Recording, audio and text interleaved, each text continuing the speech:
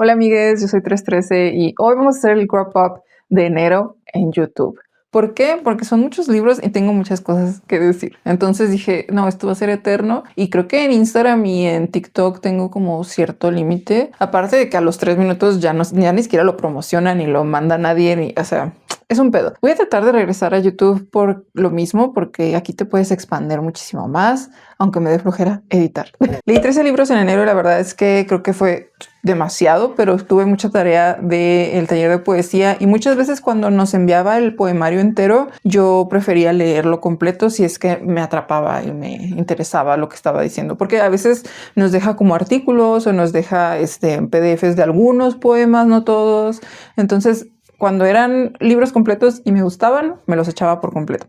Pero bueno, vamos con el primer texto, que esto va para largo. El primero que leí fue Mala Sangre de Michelle Rodríguez Roche. Y este es un libro que leí para Jauría Lectora, en específico el ciclo de vampiros que está llevando Ale de Leer en Todas Partes. Y es un libro de gótico latinoamericano que yo no tenía en mi radar, que no conocía y que me gustó bastante. Este libro va de Venezuela en 1921, donde Diana, la hija de 14 años de una familia de arribistas de Caracas, descubre que ha heredado la hematofagia de su padre.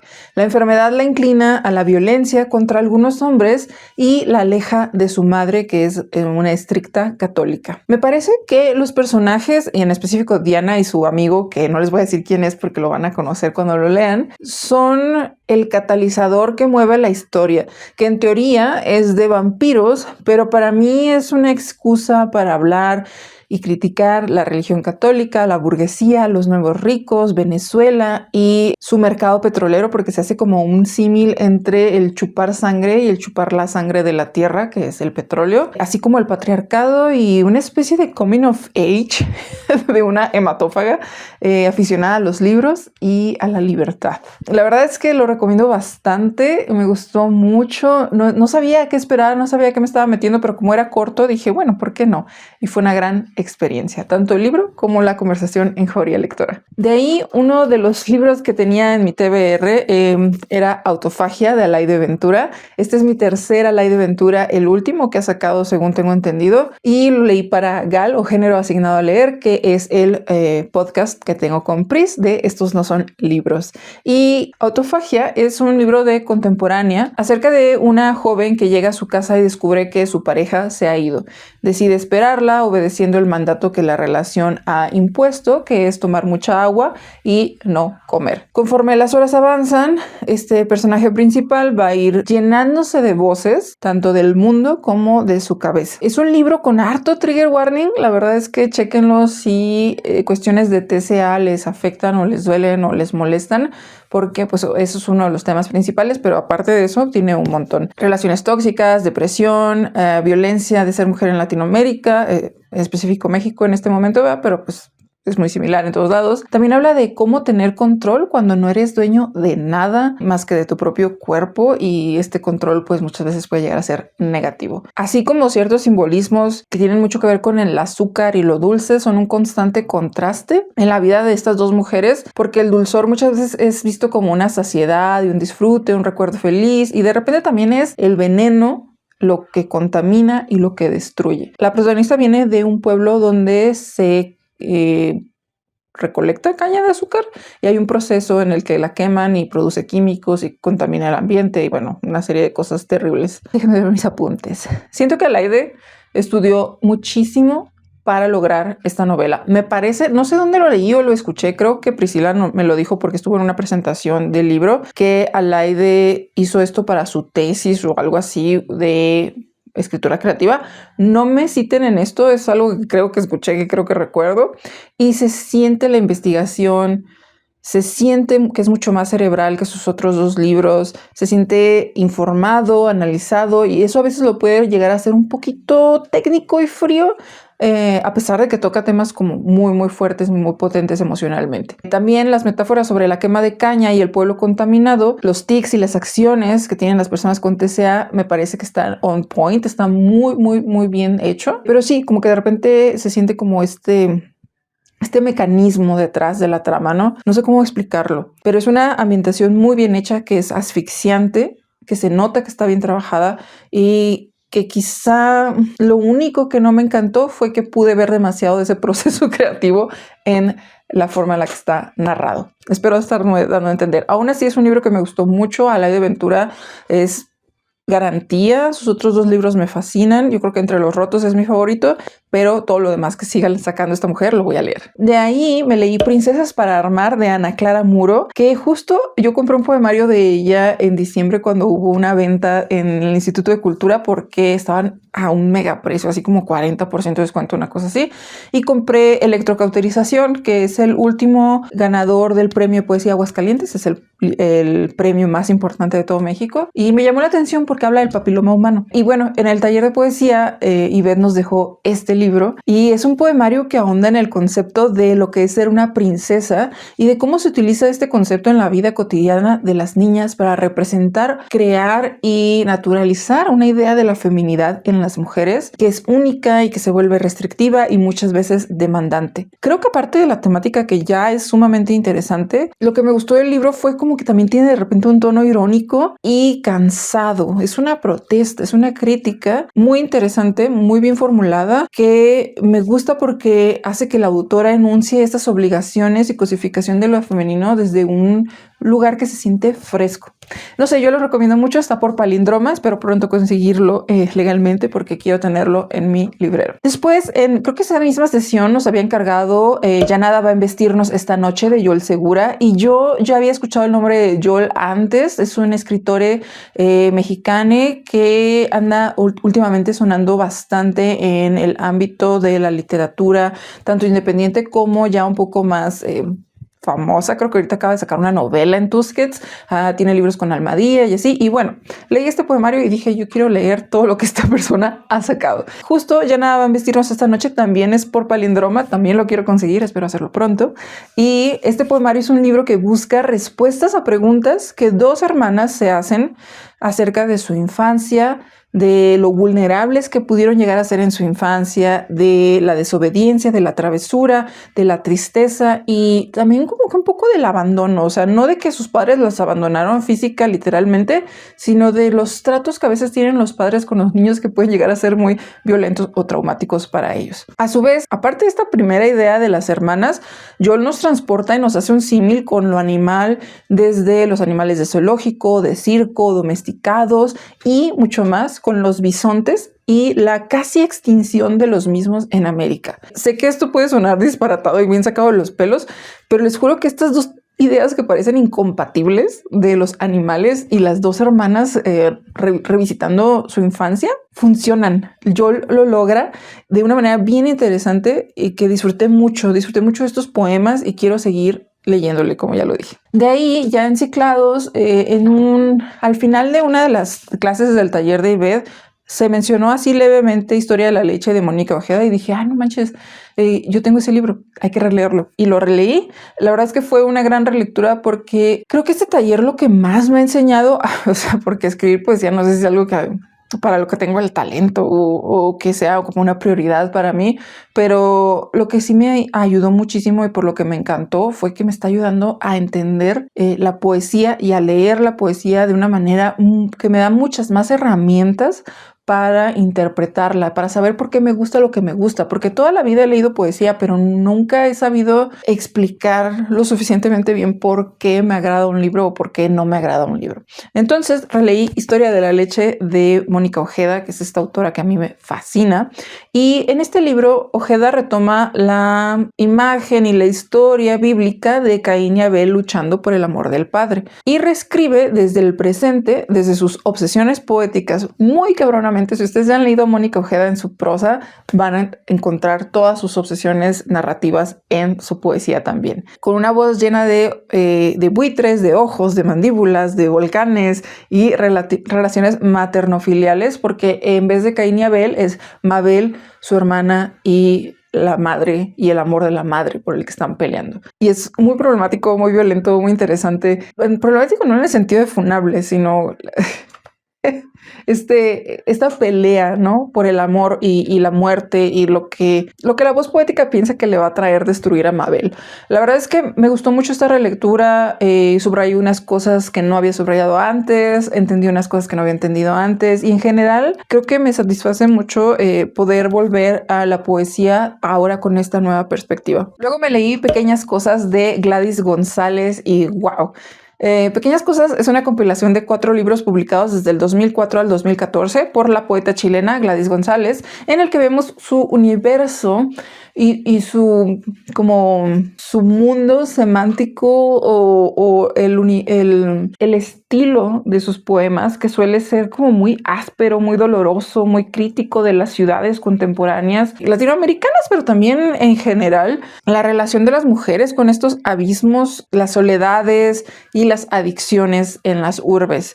Me encantó el dolor, la mugre, el hartazgo y a su vez cómo reivindica la experiencia de la voz poética que no necesita a un hombre salvador para salir adelante. Todo lo que transmite Gladys, yo sentía que me estaba hablando personalmente a mí, sentía que ella había vivido en Mexicali porque es un lugar horrible lleno de drogas y mugre y cacapelos, marihuanis, así como dice el póster de Avándaro, así. Entonces yo sentía como que Gladys había vivido una experiencia muy similar a las que se llegan a vivir o que se llegaron a vivir cuando yo era joven en Mexicali. Me gustó muchísimo, por favor, lean a Gladys. Este libro es por su propia editorial. Creo que se puede encontrar en Utópicas, entonces si viven en Ciudad de México o van a ir próximamente, pueden conseguirlo. De seguro, si está ahí, yo me voy a hacer de él. Luego viene Canto a mí mismo de Walt Whitman.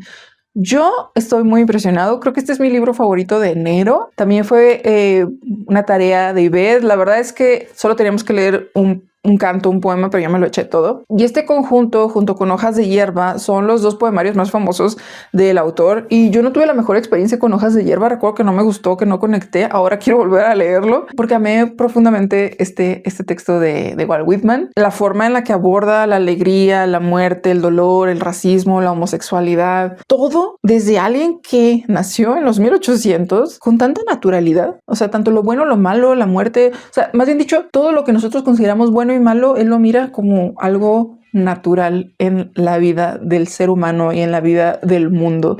Y tiene algo tan refrescante, tan lírico, tan bonito. O sea, me lo imagino así como corriendo en la pradera el señor que me fascinó. Se me hizo bien tierno, bien inteligente también. Y la verdad es que hay partes de este poemario en las que sigo pensando y sé que volveré a ellas una y otra vez.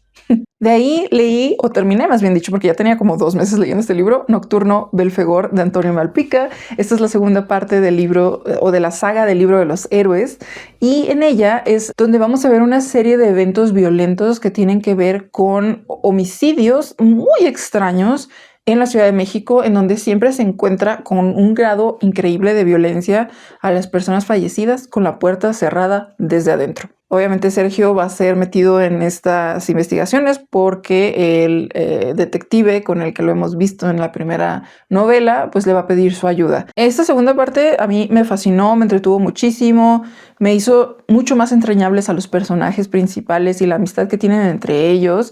Y también me gusta que expande el lore o la magia o lo que hay detrás de que Sergio sea un mediador, qué son los héroes, qué son los demonios y cuál es su lugar en este mundo y por qué es buscado por entes tan poderosos. ¿Qué es lo que Sergio tiene que hacer dentro de este universo y lo que está ocurriendo en la actualidad? Bueno, en esta actualidad que fue ya hace tiempo.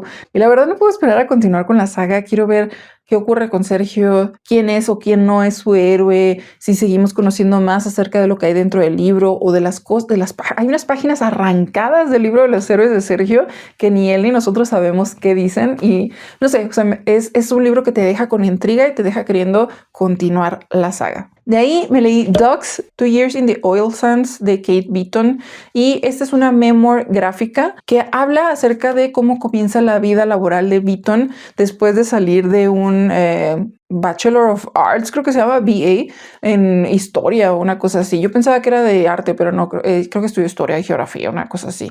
El punto es que es una de esas carreras que uno estudia porque le apasionan, porque le gustan, no necesariamente porque van a dejar dinero.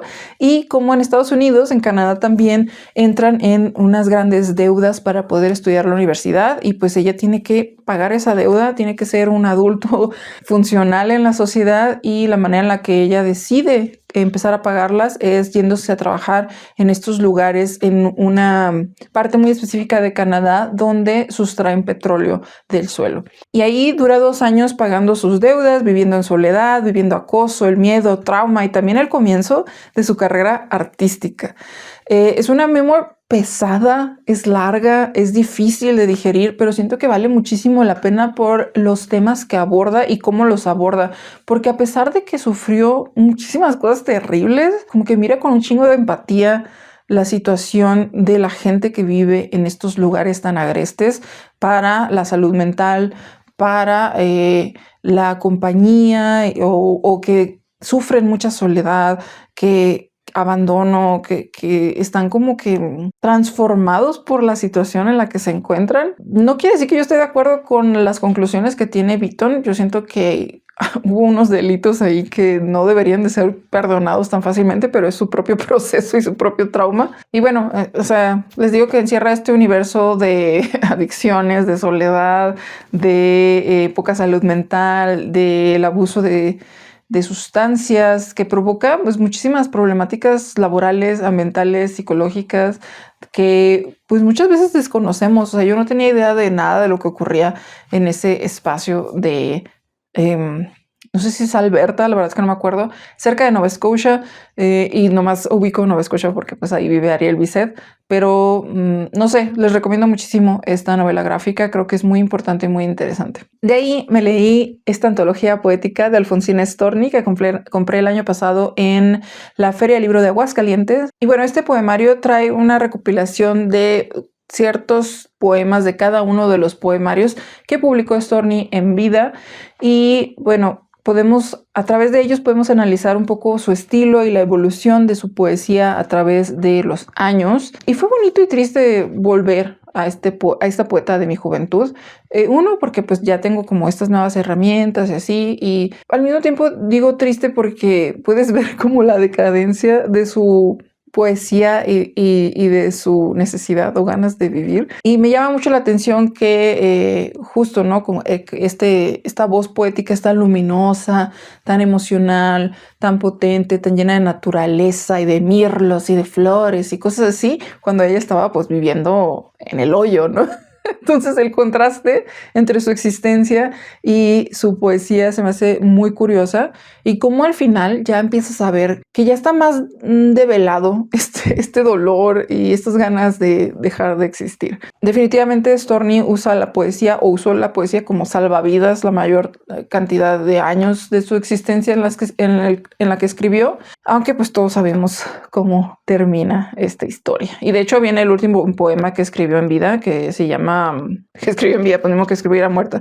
El último poema que escribió y se llama Voy a dormir. De ahí me leí Los ojos son la mejor parte de Mónica Kim, y es un libro que leí para Melancholic, el club de lectura presencial de mi amiga Evelyn aquí en Aguascalientes, que es un libro que habla de cuando el papá de la familia abandona la misma, y Ji-won, nuestra protagonista, se desmorona, su madre se vuelve un poco loca, su hermana menor se viene abajo y ella se refugia en sus pesadillas. En sueños recorre habitaciones teñidas de sangre, rodeadas de ojos azules, y un antojo por devorar esos ojos, que curiosamente son muy parecidos a los de George, el nuevo novio de su mamá. Esta novela yo le tenía grandes expectativas, ha sido muy hablada, muy comentada en muchos lugares, ha estado en los mejores libros del año de varias personas, y pues yo esperaba mucho, ¿no? Y el hype me volvió a engañar.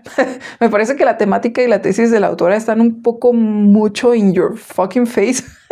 Incluyendo un capítulo que ya la neta el editor le tuvo que haber dicho córtalo, no lo pongas, no es necesario, y ahí está. Y ese capítulo como que me da mucha tirria porque es muy literal.